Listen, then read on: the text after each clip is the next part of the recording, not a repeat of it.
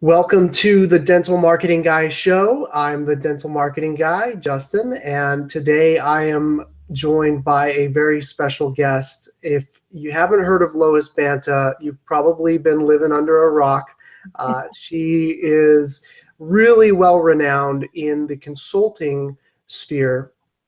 One of the just kind of a rant before we get into the story of how and why you got into dentistry, Lois.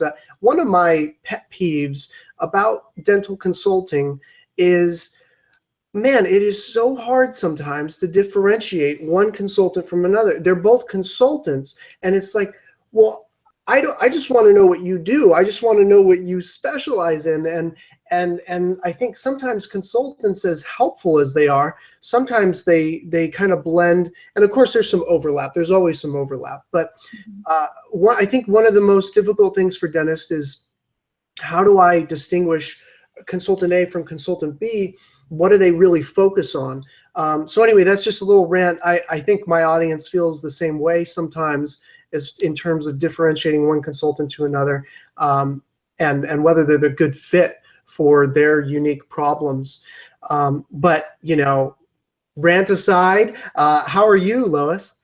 I'm good. And that's an excellent question. I would love to address that directly, because I think it's hugely important to have the client be as good a fit for the consultant as the consultant is for the client.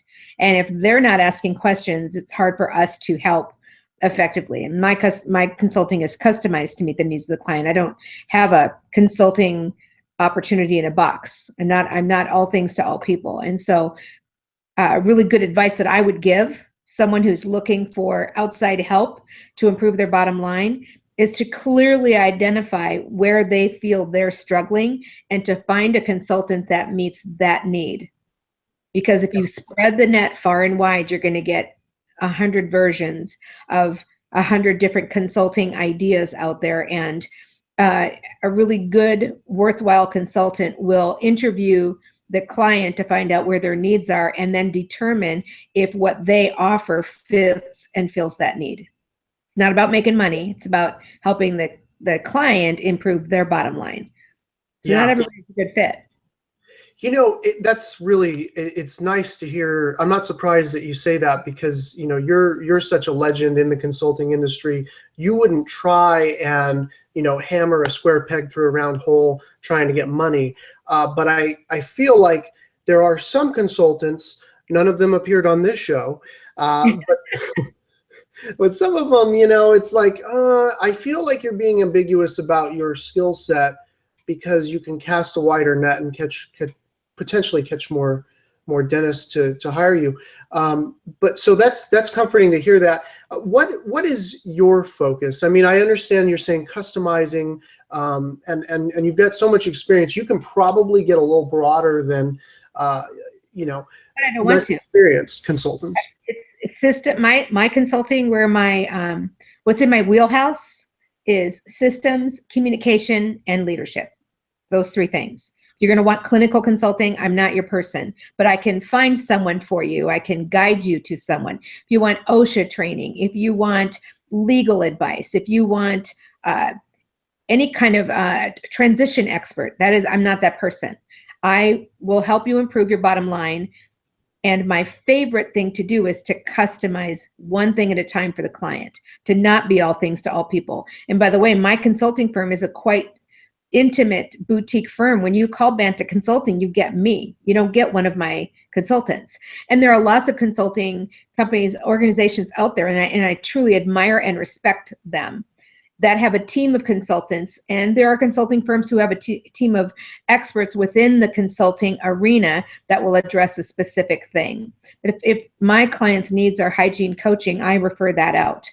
So I don't ever try to be all things to all people. And I can understand where a dentist might be frustrated, flustered, and confused when they reach out to a consultant. And if there's any ambiguity in what kind of consulting they offer, that will be confusing. So I get very specific, and I've told many potential client that I'm not a good fit for them, and I will not take on a client that I don't feel is a good fit. Yeah. Yeah. And, you know, that's one thing I actually just wrote a testimonial a few weeks ago to Andre Sheridan and on his website. And I said, you know what? The thing about consultants is a lot of them don't want to refer to another consultant when they should. And the thing I like about Andre is he does do, you know, he'll just be honest with you. So that's a really good point. I think we've definitely identified one of the problems with you know, consulting. But and we'll get to the solution. I'm sure we'll get to some tips that you have as far as selecting. I'm chopping at the bit to tell you one thing, if you don't Okay. mind. Okay. I own Yeah. a company called the Speaking Consulting Network. Yeah. It was founded by Linda Miles. That organization is an abundance mentality, refer to each other organization. So the foundation of the Speaking Consulting Network is for us to refer to our other experts in the industry, our competition. But I don't consider competition for someone who doesn't do the same thing that I do. So I openly and freely, not only do I refer out, but my colleagues do. And so the industry, the climate that we are focused on building at the Speaking Consulting Network is to literally change the direction of the ship that is so big and slowly turns, to be able to get it in the right direction so that the dentist clients have something available to them that can be customized for them. Yes. So I want that climate to change about, this is my business and I'm going to protect it, and I'm not going to ever refer any business out because you might steal my client. I welcome my colleagues to take on the business of the things that I don't want to do.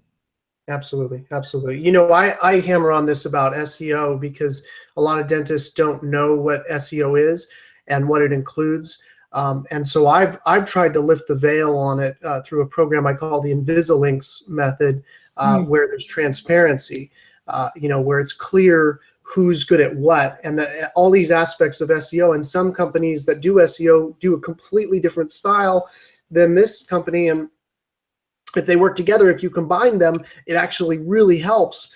And I'm sure it's the same thing in consulting. But let's get to the story of how and why you got into dentistry. I'm dying to hear this. It's a good one. I've had, at the time that I was thinking about opening my own consulting business, I had been working 25 years in a dental office, 4 different offices in my entire career. And the last office I worked in, I was going to my boss's friends' practices and teaching their teams how to get the results I was getting. And a little bird in my head said, hey, that might be a business. Maybe I could make a living teaching other dental offices to get the same results that I was getting. I was keeping open time under 5%. I was consistently averaging an over 98% net collection ratio. My accounts receivables ratio was consistently under 1.0. And I knew the value of tracking those numbers. And it befuddled me that other offices weren't engaging their teams to know those numbers, because that helps them take responsibility and be part owner in that concept. So I would go to my my boss's friends' practices, and the first thing that I would do is find all the lost money on the books. I'd roll up my sleeves and call insurance companies and realize there was thousands of dollars in unpaid claims and thousands of dollars in accounts receivables over 90 days old that nobody was doing anything with. So I taught the teams how to recover that money, and the teams how to ask for payment over the counter, and the teams how to customize the schedule to get the best productivity and the least amount of stress. And I thought, wow, I think that's a company. So I called Linda Miles, who ended up being my mentor, thankfully. I called her and asked her for a job. She said, you don't want to work for me. And I said, no, I think I really do. And she said, no, I think you've got a knowledge base there. You need to start your own company. And I joined the Speaking Consulting Network in 1998 while I was still working full-time in a dental practice. And I started very slowly to take on one client at a time. And I had a 5-year plan that 5 years after I birthed the idea to have a consulting company, that I would be able to quit my full-time job and support myself. And 2 years later, after I wrote down all those goals, I had to quit my full-time job. I had reached a fork in the road. When I joined the Speaking Consulting Network, I only set out to be a consultant. I didn't set out to write a book or record a DVD series or speak. I just wanted to be a consultant. And turns out I have the gift of gab. And so I got invited to give a seminar with a colleague of mine at the University of Kentucky, and that birthed the speaking bug. And I realized very quickly that speaking and consulting go hand in hand, and which lent itself to writing articles for journals. And about 4 or 5 years ago, I had the honor and privilege of being one of the first non-dentist women on the cover of Dental Economics, because I wrote a book called The Top 10 Practice Management Tools.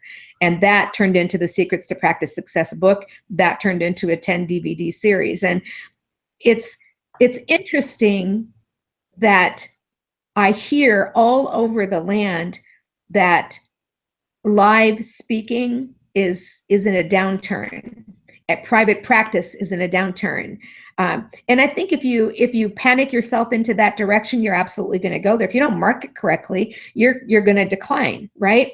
And so my audiences, I have standing room only audiences, because the messages I think that they're hearing are easy to implement when they go back to the office. I offer practical, no nonsense tools to improve the bottom line. And how I know that's still working is, of course, I'm working with clients to help them improve their bottom lines. But I'm hearing back in emails that they took my tools back from that seminar, and their morning huddle drastically changed their productivity in the practice because they started not just reviewing the schedule. That's what keeps me doing it. So I'm hitting a very big birthday this year, and retirement just isn't in my vocabulary. And so I'm going to do this as long as somebody can still wheel me out there and help, and I can help another client.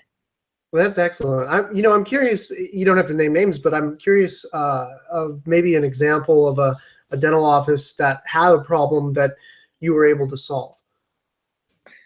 Well, it would be, I wouldn't legally be able to list a name. Right. It wouldn't be ethical for me. But I will tell you, recently, I had a dental practice in a very small town. They opened a brand new practice, and she was a hygienist, then became a dentist, and she was informed by her colleagues in that town that, number one, she couldn't find the good team to work for her, and two, she would probably be closing her doors within the first 12 months. And she opened her doors with my guidance with no patients, and that was December 12th. And this year, 2017, she will most likely clear $1 million practice. Because Nice. we taught her easy, simplified systems. We hired the right team, and their checks and balances are in place. We helped them figure out where their overhead is and what they need to do to improve and stay consistent with their bottom line, and reinvest in the practice and still get a paycheck. And so she's doing that. She's inspecting what she's expecting and is having phenomenal results. And I have multiple clients who have had some amazing results. One client that just hired me on the East Coast, we just had a conference call this morning, and one of their biggest struggles wasn't productivity. Their biggest struggle was an unhappy dental team. They were stressed out, unhappy, gossiping. They didn't like each other very much. And we did some simple exercises when I was there last time to basically change the climate of what is and isn't acceptable behavior in the practice, improve their communication skills. They lost one team member that they needed to lose, and they've got a complete turnaround, and they're as busy as they could possibly be. It's not about how good your dentistry is. Sometimes it's how well you present. And isn't that fascinating? You have a lot to do with that in helping clients market themselves, so that the perception that someone has when they look at the ad or look at the internet or look at the social media, that the impression they get is the actual thing they experience when they walk through the doors. So there's a very big similarity in what you do and what I do, in that we have to help our clients have the right voice and the right image, and a truthful image, so that when the patient actually comes in, they experience that when they come in, based on what they saw on the internet or what they saw on social media. Yeah. I think we live in an age where if you don't have photos of your office, of your team, of the dentist, it's almost crazy to think that a dentist will have his family photos and everything on Facebook, but not on his dental website. You're going to be probing in their mouth with your fingers. Like, who? Yeah, this is that's kind of. I guess I'm in a ranty mood today. I sense that. Well, I think you solve a lot of these problems. So, maybe we could. I know we both need to go. We're both busy, but I'm hoping you can provide some tips that are actionable, something that the dentist can, take away from this interview and say, you know what, I was able to implement this. And I know it's custom solution with you, so it's so maybe there's something a little bit broad that most dental offices. I can definitely tell you, I've had a lot of clients tell me, and I'm mainly just doing SEO, and they're telling me about it seems like the bigger the team gets, the less it is about dentistry and the more it is about human resources and relationships with the team and all that. So maybe you can provide some tips on that, like conflict resolution or something like that. There is an amazing colleague of mine who does nothing in her business but culture camps, where she teaches. She'd be a really, really great guest on your show. Her name is Judy K. Mozoff. She teaches how to play nice in the sandbox, basically, and she takes no prisoners. And so along those lines, if a practice can hire for attitude, and if a practice can inspire and motivate the team, reward good behavior, catch them doing something good. If a team can use 2 key verbal skills, they're going to get further faster than any system on the planet that they have. And one of the lectures that I give, the top 10 management tools, I spend the first 5 minutes of the lecture talking to the audience about how to say what you say, because no system on the planet will help you if you don't use the right words. So there are 2 phrases that I love to teach that if your audience can let that stick with them and remember it for long term, don't ask yes, no questions, and always offer 2 solutions. So I'm going to give you an example. Okay. An example of a patient calling in to cancel their appointment, something that happens with every single dental practice on the planet. Very frustrating situation. The worst thing that you can do when a patient is canceling is offer them the very next appointment. The other worst thing you can do is ask them the yes, no question. So the wrong way, I'll teach you the wrong way, and then I'll teach you the right way. The wrong way is patient calls in, I'm sorry, I need to cancel my appointment. Team member says, oh, no problem. When do you want to reschedule? Or do you want to go and reschedule? Ooh. It's asking them if they want to reschedule is a yes, no question. And it leaves the patient in control saying, yeah, I'll give you a call when I'm ready. Or the right way to handle it is, I'm so sorry that you can't find it in your schedule to come to this appointment. The first thing you should do is ask the patient, what can we do to help you keep this appointment? I had a patient actually tell me when I worked in an office that she had a headache, and I offered her the complimentary Tylenol or Advil for patients who have headaches, and she kept the appointment. So we have to be persuasive. So patient cancels the appointment. Nothing you did, let's say, prevented the cancellation. So instead, I would then say to the patient, I'm so sorry you need to cancel this appointment. Let's go ahead and schedule your next appointment. The first 2 appointments I have available are 4 weeks from today or 6 weeks from next Thursday. Which would you prefer? Now, you might get a slightly shocked response from the patient. What? You can't get me in for 6 weeks? Response? I know. We're so busy. However, if I get a rare change in my schedule sooner than that, I'm happy to call you and put you on my VIP priority list.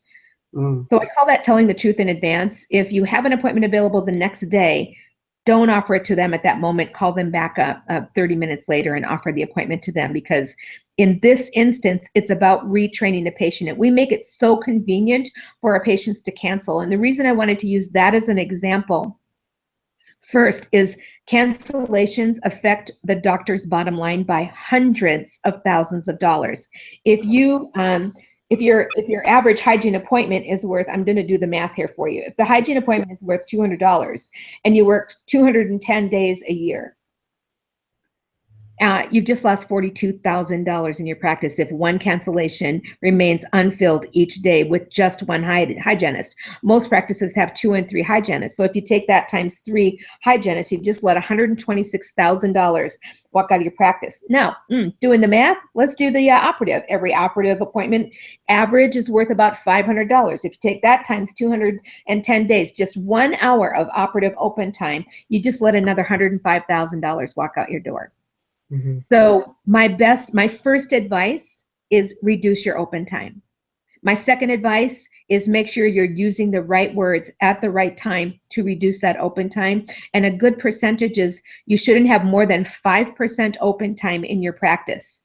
And the acceptable average, according to American Dental Association and many of the associations out there, is 15% is a good average. It's acceptable, but it's not acceptable at Banta Consulting, 5% or less. Wow. That's about using the right words. So that's a classic example of one of the things that I teach. My consulting is, I like to teach chunked consulting. So I know that's a silly word, but I like to hyper focus on specific areas. I don't want to come in and give you 12 months of consulting in one visit. I want to come in and focus on what's your pain point right now. Let's help you fix that. And then we'll work on the next pain point. Even with my long-term clients, it's one thing at a time. We don't try to do it all at once. Excellent. Yeah. Well, that's what dentists want. I mean, a lot of times if you try and solve, you might have a really, really big problem. But if the dentist says this little problem, we got to solve this, you have to solve that problem first, or they're not even going to move on to the really big problem. Why would they listen to anything else if you didn't address the thing that they said was causing them a hiccup? Right. It shows some empathy. It shows that you're there for them. Wow, that's really fascinating. So the 2 questions, can we rehash that real quick? The two tips. 2 tips. Don't ask yes/no questions. So when you formulate your questions to a patient, do you want to go ahead and make a payment today? Do you want to schedule that next appointment? As soon as you're asking a question that they can respond no to, that's called a yes/no question. The second thing is always offer 2 solutions. People like to feel in control of their destination. So when you offer 2 solutions, I can offer you an appointment on this day at this time or this day at this time. Which would you prefer? The patient will feel in control and will most often choose. And that has worked on the toughest, never want to schedule patients in my client offices, and they get a big giggle out of it. I call it an internal giggle because they can't believe that someone chose one of the 2 options when they've said, can you come at this time, or do you want to go ahead and schedule the next appointment? They always say no, no, no. When they're offering 2 options, 90% of the time the patient will choose one of those 2 options. Why? Because they feel in control.